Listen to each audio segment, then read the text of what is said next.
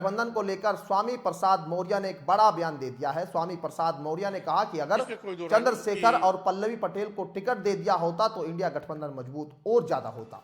स्वामी प्रसाद मौर्य ने इंडिया को दिल बड़ा रखने की सलाह दी और कहा कि एनडीए का सफाया करने के लिए अगर दूसरे दलों से साथ हाथ मिलाना पड़े तो इसे हर्ज नहीं किया जा सकता।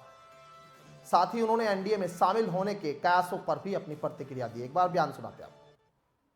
इसमें कोई दो राय नहीं कि बात का सिलसिला प्रारंभ जरूर हुआ था, अभी अंतिम किसी निष्कर्ष पर नहीं पहुंचा है। ये इंडिया अलायंस के लोगों को जल्दबाजी करनी चाहिए, क्योंकि हमने जब दारोमदार इंडिया अलायंस पर छोड़ दिया है तो विचार उनको करने की आवश्यकता है। हम अपने जिम्मेदारी से मुक्त हैं।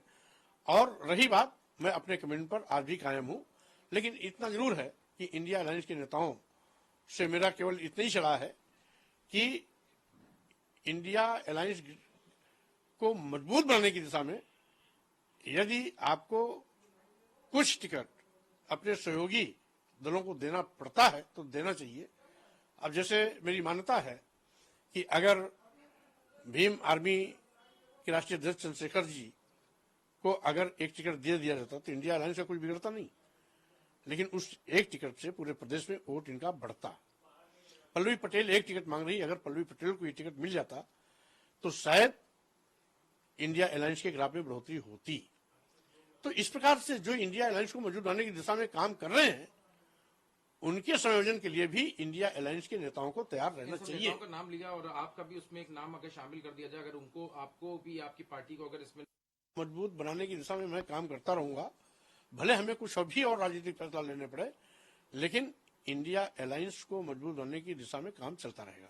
कहा गया कि आपकी कांग्रेस खेमे में चर्चा तो इंडिया अलायंस की पार्टियों के नेताओं से मेरी हुई है, लेकिन जब तक अंतिम नतीजा कोई ना आए उस पर कुछ भी कहना थोड़ा जल्दबाजी है। दरवाजे अभी एनडीए के लिए खुले हुए, बीजेपी का वाला जो एनडीए उसके लिए अभी दरवाजे हैं?